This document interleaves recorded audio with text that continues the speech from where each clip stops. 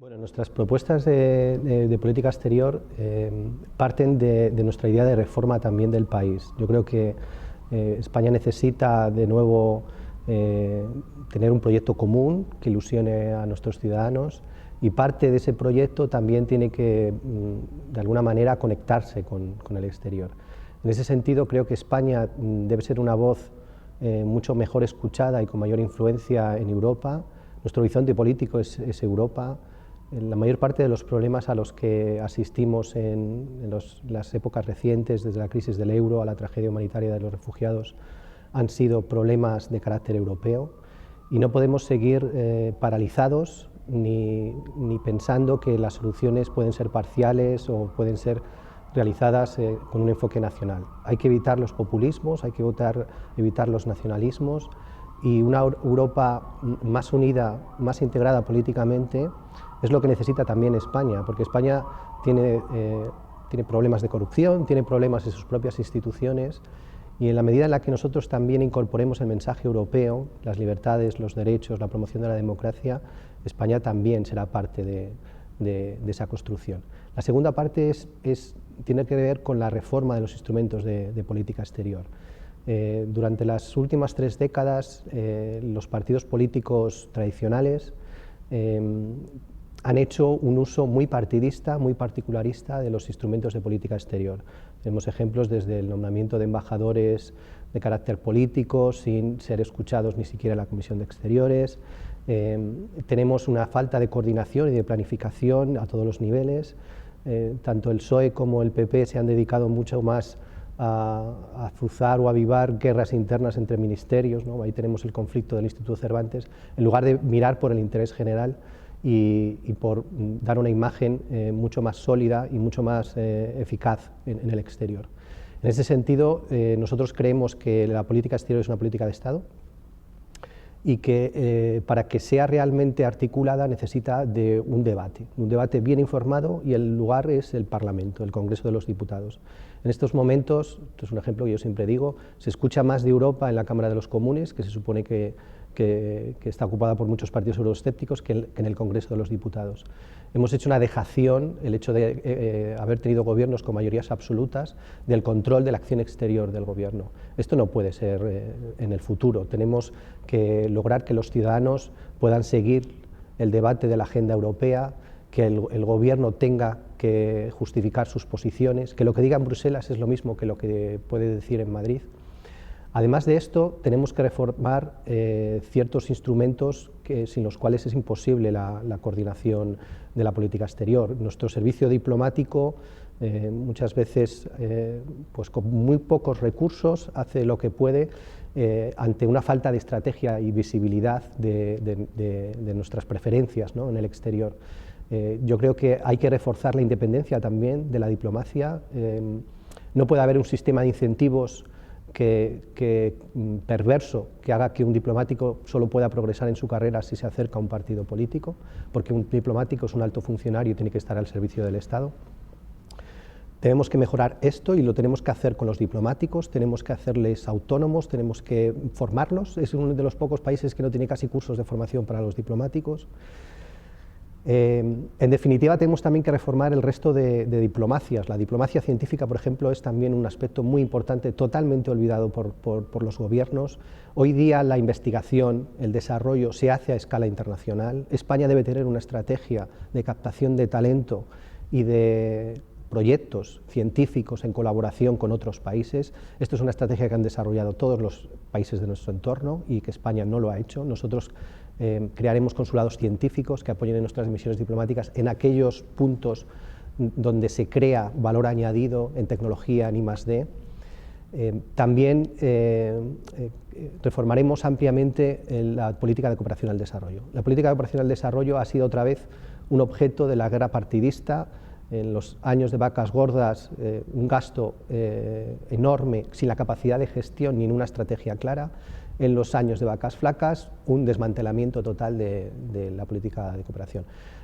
España no es una potencia militar, España no es un país global, pero sí que puede tener un poder blando, una capacidad de atracción enorme a través de su cooperación y el desarrollo. Pero para ello tenemos que convertirla en una política de Estado. Tiene que ser transversal a muchas acciones, acciones culturales, acciones científicas, acciones de cooperación en temas estratégicos con nuestros socios latinoamericanos, por ejemplo, en temas de lucha contra la desigualdad, lucha contra la pobreza. Tenemos que de alguna manera también despolitizarla. Tenemos que empoderar también a nuestros cooperantes. El factor humano es muy importante en nuestra visión internacional. No podemos internacionalizar un país si no tenemos internacionalistas, si no apoyamos a nuestros españoles dentro y fuera, personas que están en organismos multilaterales, personas que están en empresas multinacionales. Tenemos que reconectar nuestro proyecto de país con las personas que están fuera. España no se puede exportar como una mera marca, no puede ser reducido todo a la diplomacia económica. Tenemos que proyectarnos, contarnos al exterior como lo que somos, una democracia moderna, avanzada, con mucha creatividad, mucho talento. En estos momentos, por ejemplo, tenemos casi 2 millones de españoles y en las últimas elecciones solo han votado el 5% de ellos. Eso es una clara falta de sentido de Estado por los dos partidos mayoritarios. No podemos construir un país al margen de nuestros ciudadanos y para ello tenemos que conectar con ellos. Una de las cosas que también queremos es que las personas que están en el exterior puedan ser agentes de este cambio, que conecten con nuestras empresas, que ayuden a la internacionalización, que nos identifiquen las oportunidades. El nodo de toda esa interacción tienen que ser nuestros consulados, nuestras embajadas, pero tenemos que ir a por ellos y tenemos que hacerles partícipes de ello. Bueno, esto es un tema prioritario para España, todos conocemos los vínculos culturales, históricos, pero ya no solo culturales, históricos, sino también estratégicos y socioeconómicos que tiene España con Latinoamérica. Yo creo que Latinoamérica se enfrenta en las próximas décadas a un cambio de ciclo muy importante. Han tenido un crecimiento bastante sostenido, gracias también al precio de las materias primas. Es verdad que quedan todavía retos muy importantes a nivel de la cohesión social y la desigualdad, a pesar de que han salido casi 56 millones de personas de la pobreza en las décadas recientes, pues el nivel de exclusión social todavía es muy alto. Y además, Latinoamérica se enfrenta a un reto interno muy grande. Uno es el del poder responder a esa demanda de las clases medias emergentes sobre una democracia mucho más transparente, más eficaz, menos corrupta, que dé servicios públicos a sus ciudadanos. Y por otro lado, el problema de la fragmentación política, como has señalado en tu pregunta. América no puede influir globalmente si no tiene una visión estratégica y de unidad de toda la región. ¿Cómo puede contribuir España a eso? Bueno, en primer lugar, yo creo que España tiene que dejar de lado un poco la inercia de los últimos años, que ha sido una política más bien de inercias, de cumbres con grandes declaraciones maximalistas, con mucha retórica y poco impacto. Yo creo que tenemos que identificar aquellas oportunidades en las cuales España puede convertirse realmente en un socio estratégico y sobre todo en un socio que pueda colaborar de igual a igual con América Latina. Yo creo que hay temas muy importantes en innovación y en desarrollo, en el sistema de educación superior. Incluso el Instituto Cervantes puede ser una institución que se abra mucho más a la colaboración con América Latina. Por ponerte un ejemplo, el gobierno de Filipinas se plantea instaurar como segunda lengua el castellano y no ha podido recurrir a España porque no tiene potencial desde el Instituto Cervantes de Manila y ha recurrido a Chile. Debemos ir unidos en aquellos puntos donde realmente América Latina y España pueden tener una incidencia en lo que es la gobernanza global. Hay retos muy importantes a escala incluso de asociación comercial. Sabemos que Europa y dentro de España no ha podido concretar acuerdos de libre comercio y de asociación comercial con actores subregionales. Esto es un déficit y se ha intentado salvar con las asociaciones bilaterales, pero yo entiendo que esto también debe ser coyuntural, no debemos perder el largo plazo y fortalecer mucho más los marcos multilaterales. Muy bien. Yo creo que España debe ser un actor relevante dentro de la comunidad atlántica. También, si lo vemos con perspectiva, el mundo ha cambiado muchísimo en la perspectiva global en los últimos años, con la emergencia de nuevos actores, no solo estatales, y además países que por su dinamismo, por su crecimiento económico, tienen un mayor impacto en lo que es pues los flujos comerciales, la investigación, etc.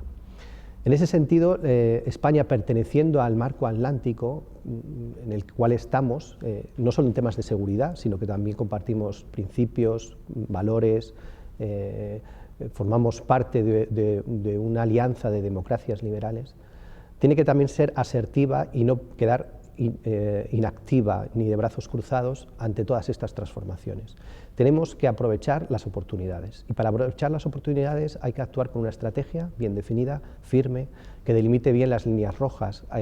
Ahora mismo se está negociando un tratado de libre comercio de la Unión Europea con Estados Unidos, un acuerdo de libre comercio en el cual Europa, por así decirlo, es novata, salvo los acuerdos que tiene con Corea del Sur o recientemente con Canadá, no se han producido este tipo de acuerdos de carácter más bilateral. Y en ese sentido tenemos que ser ambiciosos, teniendo en cuenta que es una oportunidad de que los estándares que hay en Europa, estándares alimenticios, estándares de sanidad, fitosanitarios, técnicos, etcétera, van a tener una gran repercusión a nivel global. No olvidemos que puede ser el 60% del PIB mundial. Y por otro lado tenemos que ser también conscientes de que hay cosas que no están en la negociación, ni siquiera, o sea, no pueden estar en la negociación servicios públicos, como no lo están, porque no lo están, y esto la ciudadanía tiene que ser consciente de que no lo están en el mandato de la Unión Europea, de que no se va a reducir ni diluir ninguna exigencia medioambiental, ni sanitaria, ni de seguridad, ni de respeto a los derechos humanos. Y luego la cuestión más candente que está en la sociedad es el tema de los arbitrajes. Yo creo que en este sentido, por ejemplo, el grupo ALDE, en el cual participamos nosotros en Bruselas, está a favor de la iniciativa de la Comisión Europea de crear marcos institucionales homologables desde el punto de vista jurídico, tribunales que velen por el cumplimiento de las normas y no sistemas de arbitraje ad hoc como pueden ser en otros acuerdos comerciales que se hayan firmado. Pero de todas formas, esto es una realidad que ya existe, o sea, hay más de 2.000, 3.000 acuerdos comerciales de este tipo que ya están funcionando.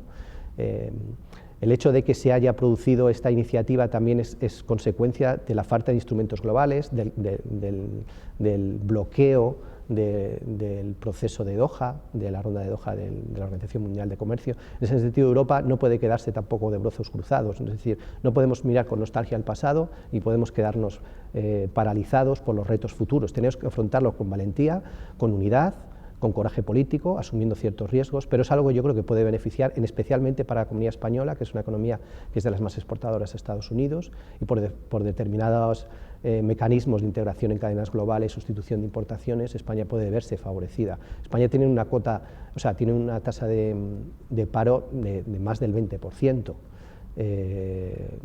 Si no afrontamos con decisión oportunidades de creación de empleo, nos quedaremos fuera de juego. Bien. Este es un reto mayúsculo para Europa, pero no solo para Europa, sino que yo creo que para el mundo civilizado. Nos encontramos ante un fenómeno muy complejo, con muchísimas dimensiones, un fenómeno ubicuo, tiene una base territorial el ISIS, pero realmente su forma de actuar, su forma de reclutar es a nivel global, y tenemos que actuar de una manera muy sofisticada, muy inteligente, al corto, medio y largo plazo.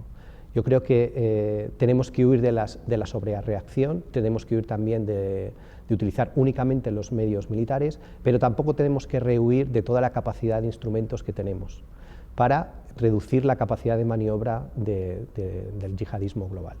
Tanto la capacidad de reclutamiento de militantes y de terroristas, la capacidad financiera y la capacidad que tienen de crear su propia base territorial, ¿no? No olvidemos que pues, ISIS es un protoestado, por así decirlo, de casi 50.000, 60.000 soldados que controla un territorio del tamaño del Reino Unido y una población de 8 millones de habitantes.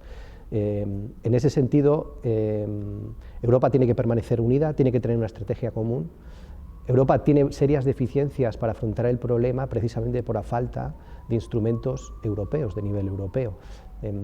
Por ejemplo, la mayor parte de los últimos atentados terroristas, no solo este, sino también en Londres, en Madrid, fueron ejecutados por terroristas que ya estaban fichados o rastreados o vigilados por servicios de inteligencia de un país y que donde ocurrió el atentado no estaban en alerta. Esta falta de coordinación y esta falta de intercambio de información es una debilidad para afrontarlo. Nosotros somos partidarios de crear un servicio de inteligencia europeo, ¿no?, donde se organice y centralice la información, donde haya un intercambio muy fluido entre todos los servicios de inteligencia para atajar este problema. Hay otros problemas también, por ejemplo, el control de armas. No olvidemos, por ejemplo, que los últimos atentados han sido armas obtenidas en la zona de los Balcanes, creo que en Montenegro. Europa tiene que ser mucho más eficiente en el control de tráfico ilegal de armas, no solo en sus fronteras, sino también con los países vecinos. Tenemos que dar mucho más apoyo a lo que es nuestra vecindad. Yo creo que uno de los fracasos de la política de vecindad europea ha sido el no disponer de los instrumentos necesarios para proyectar esa estabilidad necesaria. No olvidemos que la mayor parte de los soldados de ISIS o terroristas pues provienen de Túnez, de Libia, de Egipto. Tenemos que tener una coalición que sea muy sólida a nivel diplomático, que sea lo más amplia posible y que sea también con el compromiso de los actores regionales. Es decir, no podemos hacer una alianza en la cual Rusia vaya por su lado, los saudíes vayan por su lado, los iraníes vayan por su lado, porque esto al final no va a tener ningún efecto. Y luego, desde el punto de vista de nuestra seguridad interna, también es muy importante el trabajar a largo plazo, las estrategias de antirradicalización. España, esto no lo sabe prácticamente casi nadie de la opinión pública, tiene un documento de prevención de la radicalización que no es público, que es secreto, que está guardado en un cajón y que el gobierno no ha compartido. Y es un documento que tiene que ser compartido con las fuerzas policiales, con los agentes de seguridad, pero no solo eso, sino que incluso con los medios de comunicación, porque hay estrategias de prevención de la educación que tienen que ver con la educación, con el método de socialización, con la integración de nuestros inmigrantes, etc. Bien, este es uno de los problemas que obviamente afectan a lo que es la esencia del proyecto europeo, que son el respeto a los derechos humanos y nuestra responsabilidad internacional. Europa ha gestionado muy mal esta tragedia humanitaria y una de las principales razones es porque la mayor parte de los gobiernos han seguido sus propias agendas nacionales. Estamos desde el euroescepticismo de Cameron al autoritarismo de Orbán y a la parálisis de Mariano Rajoy. Yo creo que Europa tiene que dar una solución duradera, sostenible, eficaz. Para ello hay que crear nuevos instrumentos, hay que reforzar el sistema de gestión de refugiados para que se haga de forma centralizada el registro. Dublín es algo que está totalmente superado por los hechos. Tenemos que empoderar más a la agencia Frontex con más recursos y medios para que sea realmente una agencia de salvamento y de vigilancia. Y por último, tenemos que canalizar y habilitar formas legales también de poder acoger a refugiados, no solo en el tema de reasentamiento, sino también en la entrada con vías legales, visa humanitaria, para que no tengan que recurrir a mafias ni al crimen organizado para poder hacer efectivo un derecho que tienen reconocido internacionalmente, que es el de la protección. Bien, el cambio climático, yo creo que Europa ha sido líder hasta ahora. Creo que la situación a nivel global ha mejorado, porque hay mucho más acercamiento de países como China, Estados Unidos e incluso Rusia. Tenemos que mantener una posición muy constructiva y sobre todo mucho más eficaz. Por ejemplo, el mercado de emisiones de CO2 pues es un fracaso, es decir, no tiene ningún incentivo de las empresas para mejorar sus tecnologías en el tema de la emisión de CO2. España, yo creo que ha perdido una oportunidad enorme de ser un país que pueda ser de vanguardia, por ejemplo, en las energías renovables. Hemos ido de ser el país líder en el desarrollo de una energía a prácticamente desmantelar todo un mercado, con repercusión a nuestra propia industria y por la falta de credibilidad también en el exterior. No podemos, por ejemplo, comunicar a la Unión Europea, como se ha hecho, que las ayudas al carbón son parte de la eficiencia energética, es decir, tenemos que ser mucho más coherentes con la estrategia europea. La estrategia europea es de reducir las emisiones de CO2, de aumentar la producción de renovables, de aumentar la eficiencia y el ahorro energético, que son muy importantes, en temas como el transporte, el consumo doméstico.